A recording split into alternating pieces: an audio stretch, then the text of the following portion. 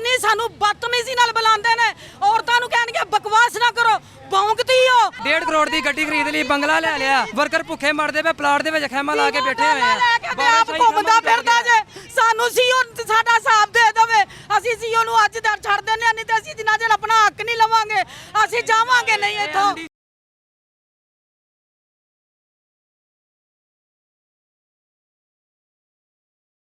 नाज़रीन, हुकूमत पंजाब की जानिब से बनाई जाने वाली मेट्रो बस सर्विस जो आवाम की एक बड़ी सहूलत तस्वर की जाती थी और हुकूमत का दावा था ये सबसे बड़ी सहूलत जो लाहौर के अवाम को हमने दी है, सबसे पहले दी है, वो है मेट्रो बस सर्विस।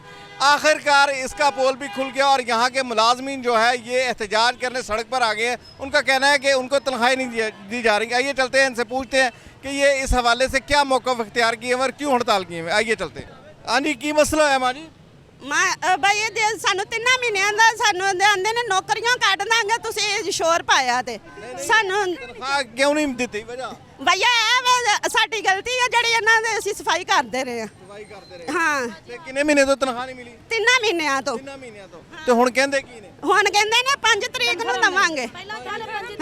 ਅਸੀਂ ਤਨਖਾਹ ਦਾਂਗੇ।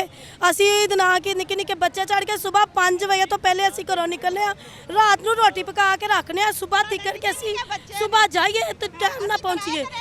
ਹੈ ਇੱਕ ਛੁੱਟੀ ਨਹੀਂ ਸਾਨੂੰ, ਈਦ ਵਾਲੇ ਦਿਨ ਵੀ ਸਾਨੂੰ ਇੰਨੀ ਜ਼ਿੰਮੇਵਾਰੀ ਨਾਲ ਬੁਲਾਉਂਦੇ ਨੇ। ਸਾਡੇ ਬੱਚੇ ਨਹੀਂ, ਅਸੀਂ ਇਤਵਾਰ ਆਪਣੀ ਈਦ ਆਪਣੇ ਘਰ ਆਪਣੇ ਬੱਚਿਆਂ ਨਾਲ ਨਹੀਂ ਵੇਖ ਸਕਦੇ। ਅਸੀਂ ਈਦ ਵਾਲੇ ਦਿਨ ਇਹਨਾਂ ਦੀਆਂ ਇੱਥੇ ਸਫਾਈਆਂ ਕਰ ਰਹੇ ਆ। ਅਸੀਂ ਇੰਨੀ ਜ਼ਿੰਮੇਵਾਰੀ ਨਾਲ ਆਉਂਦੇ ਆ, ਅਸੀਂ ਇਹਨਾਂ ਦੀ ਜ਼ਿੰਮੇਵਾਰੀ ਦੇ ਨਾਲ ਚੱਲਨੇ ਆ। ਸਾਨੂੰ ਇਹ ਜ਼ਿੰਮੇਵਾਰੀ ਦੇ ਨਾਲ ਤਨਖਾਹ ਨਹੀਂ ਦਿੰਦੇ। ਸਾਡੇ ਬੱਚਿਆਂ ਨੇ ਕੁਝ ਨਹੀਂ ਖਾਦਾ। ਈਦ ਵਾਲੇ ਦਿਨ ਸਾਡੇ ਸਮਾਨ ਚੁੱਕ ਕੇ ਸਾਈਆਂ ਬਾਹਰ ਕੱਢ ਦਿੱਤੇ। ਸਾਨੂੰ ਇਹਨਾਂ ਸੈਲਰੀਆਂ ਨਹੀਂ ਦਿੱਤੀਆਂ। ਬੇਵਾ ਔਰਤ ਕਿਰਾਏ ਤੇ ਰਹਿਣ ਵਾਲੀ, 2 ਬੱਚੇ ਛੋਟੇ ਛੋਟੇ ਲੈ ਕੇ ਕਿਤੇ ਕਿਤੇ ਭਟਕਦੀਆਂ ਫਿਰਨ। ਸਾਨੂੰ 3 ਮਹੀਨੇ ਹੋ ਗਏ ਜੇ ਅਸੀਂ ਜ਼ਰਾ ਕੇ ਬੈਠੇ ਹੁੰਨੇ, ਉੱਤੇ ਆ ਕੇ ਸਾਨੂੰ 7-7 ਹਜ਼ਾਰ ਦਾ ਫੈਨ ਕਰਦੇ ਨੇ। 1.5 ਕਰੋੜ ਦੀ ਗੱਡੀ ਖਰੀਦ ਲਈ, ਬੰਗਲਾ ਲੈ ਲਿਆ, ਵਰਕਰ ਭੁੱਖੇ ਮਰਦੇ ਪਏ, ਪਲਾਟ ਦੇ ਵਿੱਚ ਖੈਮਾ ਲਾ ਕੇ ਬੈਠੇ ਹੋਏ ਆ। ਆਪ ਘੁੰਮਦਾ ਫਿਰਦਾ ਜੇ, ਸਾਨੂੰ ਸੀਓ ਸਾਡਾ ਸਾਥ ਦੇ ਦੇਵੇ।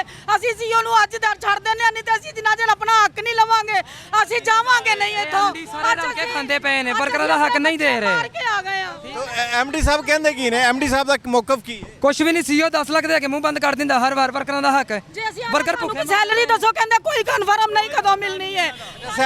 सैलरी भी कन्फर्म? ਸੈਲਰੀ ਕਨਫਰਮ ਹੀ ਨਹੀਂ। 3 ਮਹੀਨੇ ਆਪ ਗੱਡੀ ਲੈ ਕੇ ਸਾਨੂੰ ਐਵੇਂ ਭੁਆਈ ਰੱਖਦਾ।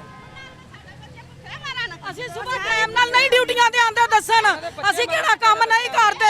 ਅਸੀਂ ਇਹਨਾਂ ਦਾ ਹਰ ਕੰਮ ਕਰਨੇ ਆ। ਸਾਨੂੰ ਆਂਦੇ ਨੇ ਇੰਨੀ ਸਾਨੂੰ ਬਦਤਮੀਜ਼ੀ ਨਾਲ ਬੁਲਾਉਂਦੇ ਨੇ। ਔਰਤਾਂ ਨੂੰ ਕਹਿਣਗੇ बकवास ना करो, भौंकती हो, ये करती हो, गालियां गंदी हमें देते हैं ये लोग।